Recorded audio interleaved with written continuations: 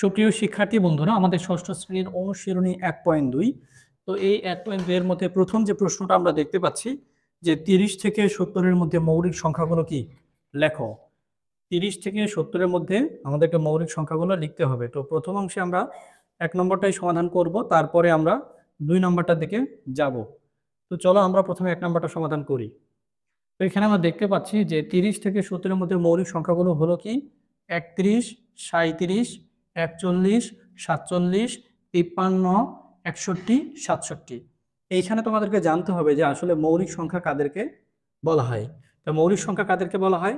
যে সকল সংখ্যাকে এক এবং ওই সংখ্যা ছাড়া আর কোনো সংখ্যা দ্বারা ভাগ করা যায় না, তাদেরকে কি বলা হয়? মৌলিক সংখ্যা বলা হয়। তাহলে আমি যদি আরেকটু অন্য করে বলি, যে সকল সংখ্যার কেবলমাত্র গুণনীয়ক দুইটি, একটি হচ্ছে এক, আরেকটি হচ্ছে ওই সংখ্যা নিজে, এর বাহিরে যে যে সংখ্যা দ্বারা তাকে, অর্থাৎ এর বাহিরে কোনো সংখ্যা দিয়ে তাকে কি করা যায় না, ভাগ করা যায় না, তাহলে এরকম যদি হয় তাকে মৌলিক সংখ্যা বলে। যেমন আমরা যদি দেখি ৩১, ৩১কে আমরা এক দিয়ে ভাগ দিতে পারি, তাই না? ৩১-একে ৩১। আবার ৩১কে আমরা ৩১ দিয়ে ভাগ দিতে পারি, ৩১-একে ৩১। কিন্তু দুনিয়ার আর কোনো সংখ্যা দিয়ে একে ভাগ করে ভাগশেষ শূন্য আনা যায় না। এ কারণে এইটা হচ্ছে মৌলিক সংখ্যা।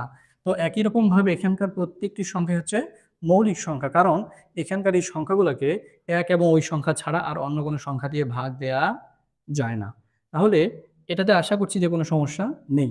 সুপ্রিয় শিক্ষার্থী বন্ধুরা, ২ নং যে সমস্যাটি, সেখানে বলা হয়েছে যে সহমৌলিক জোড়া নির্ণয় করো।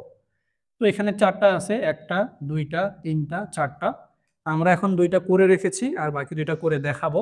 তো প্রথমত এই ২টা বুঝো। তো প্রথমত তোমাদেরকে এইটা জানতে হবে যে আসলে সহমৌলিক কি জিনিস। ২টা সংখ্যার মধ্যে মূলত সহমৌলিক বিষয়টা চিন্তা করা হয়। ২টা সংখ্যার মধ্যে যদি আমরা উৎপাদকে বিশ্লেষণ করি এইভাবে উৎপাদকে বিশ্লেষণ করার পরে যদি দেখা যায় যে ভাঙ্গার পরে, যেমন ২৭কে উৎপাদকে বিশ্লেষণ আমরা করলাম, ৩ দিয়ে ২৭কে ভাগ করলে ৯ হয়, ৩ দিয়ে ৯কে ভাগ দিলে ৩ হয়, ৩ দিয়ে ৩কে ভাগ করলে ১ হয়। তাহলে এই ২৭টা আমরা পাবো কি এই জিনিসগুলো গুণ আকারে লিখলে। দেখো, ২৭ সমান তাহলে লিখতে পারি ৩ গুণ ৩ গুণ ৩, এই যে ৩টা ৩ আর ১। তাহলে ৩ তিরিকে ৯, ৩ নং ২৭, ২৭ ২৭। তো এটাকে বলা হয় উৎপাদকে বিশ্লেষণ। আবার আমরা যদি ৫৪কে ভাগ করি, তো ২ দিয়ে ৫৪কে ভাগ যায়, কারণ এটা জোড় সংখ্যা। ২ দিয়ে ৫৪কে ভাগ করলে ২৭ হয়, ৩ দিয়ে ২৭কে ভাগ দিলে ৯ হয়, ৩ দিয়ে ৯কে ভাগ দিলে ৩ হয়, ৩ দিয়ে ৩কে ভাগ দিলে ১ হয়। তাহলে ৫৪-এর পরিবর্তে আমরা এই নিচের এগুলো সব লিখতে পারবো। এই যে 2 ইন্টু 3 ইন্টু, হ্যাঁ, 3 ইন্টু 3 ইন্টু 1। এখন আমরা বুঝতে পারবো কিভাবে যে এটি সহমৌলিক কিনা, যেটা আমি বলছিলাম।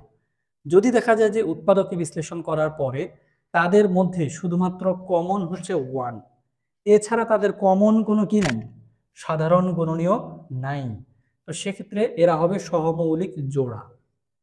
তাহলে এই জোড়াটা কি হবে? কো-প্রাইম বা সহমৌলিক।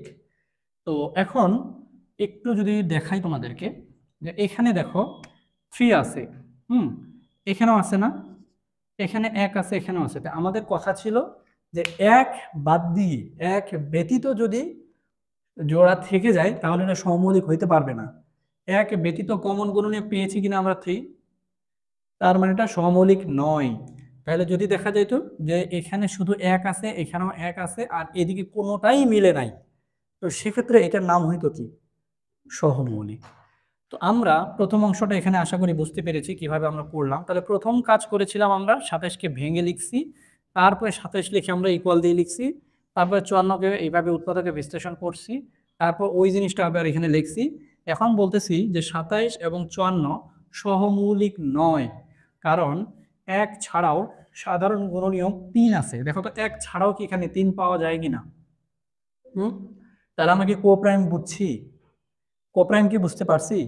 আচ্ছা, একই রকম ভাবে দেখো 63 এবং 91, এই যে, তো আমরা এখান থেকে আমরা কি করলাম, 63 সমান সমান এই জিনিসটা আমরা ভেঙে লিখতে পারি কিভাবে? ৩ দিয়ে ৬৩কে ভাগ যায়, কিভাবে বুঝছি?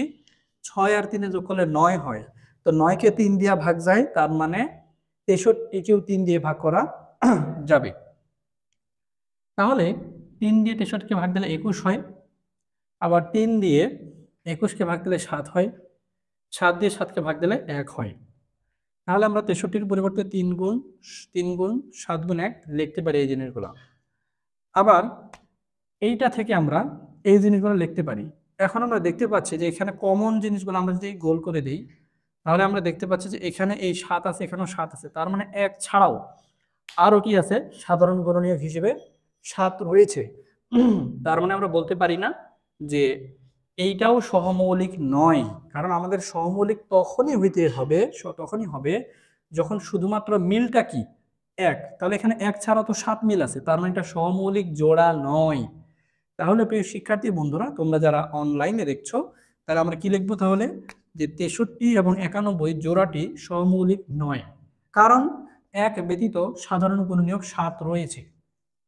সুপ্রিয় শিক্ষার্থী বন্ধুরা, এবার আমরা গ নম্বরটি এবং ঘ নম্বরটি সমাধান করে সহমৌলিক জোড়াটি নির্ণয় করার চেষ্টা করব।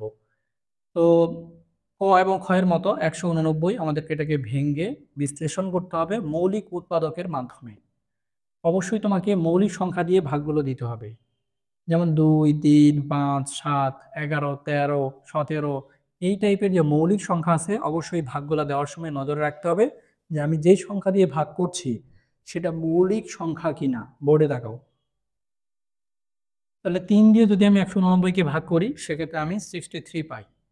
3 দিয়ে 63কে ভাগ করলে 21 মানে 21 পাই। 3 দিয়ে 21কে ভাগ করলে 7 পাই। 7 দিয়ে 7কে ভাগ করলে 1 পাই। তাহলে 189 এর পরিবর্তে আমি 3, 3, 3, 7, 1 লিখতে পারি। আবার 210, এখানে আমি কি পাই? 3 দিয়ে 210কে ভাগ করলে 70 পাই। 2 দিয়ে 70কে ভাগ করলে 35 পাই। 5 দিয়ে 35কে ভাগ করলে 7 পাই।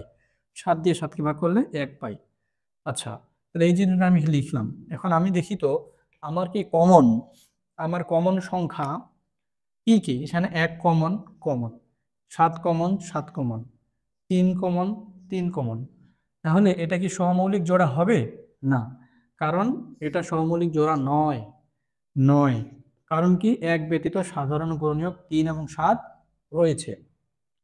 এরপরে দেখো যে 52, তো 52কে ভাগ করলে 2 দিয়ে 27 হয়, 3 দিয়ে ভাগ করলে 9, 3 দিয়ে 9কে ভাগ করলে 3, 3 দিয়ে 3কে 1। তাহলে 52কে ভাগ করলে আমরা এই জিনিসগুলো পাই। কিন্তু 97 সংখ্যাটিকে ভাগ করা যায় না, তাই আমরা 1 দিয়ে ভাগ দিয়েছি 97। তাহলে 1 গুণ 97। তাহলে এখানে মিলটা কি? মিলটা হচ্ছে শুধুই 1। যেহেতু এদের মধ্যে মিল শুধুমাত্র 1, সেক্ষেত্রে এই সংখ্যাটি হচ্ছে সহমৌলিক। আর এটাই হচ্ছে আমাদের আনসার, কারণ 1 ব্যতীত সাধারণ গুণনীয়ক এখানে নেই। তো তোমরা বুঝতে পেরেছো কিনা যে সহমৌলিকটা কিভাবে আইডেন্টিফাই করতে হবে এবং সহমৌলিক বা কো-প্রাইমটা কি? কোনো সমস্যা আছে তোমাদের? না। তো প্রিয় শিক্ষার্থী বন্ধুরা, আজকের মতো এই পর্যন্তই। পরবর্তী ভিডিও দেখার আমন্ত্রণ রইল। চ্যানেলটি সাবস্ক্রাইব না করে রাখলে অবশ্যই সাবস্ক্রাইব করে ফেলো এবং বেশি বেশি ভিডিওটি বন্ধুদের মধ্যে শেয়ার করো।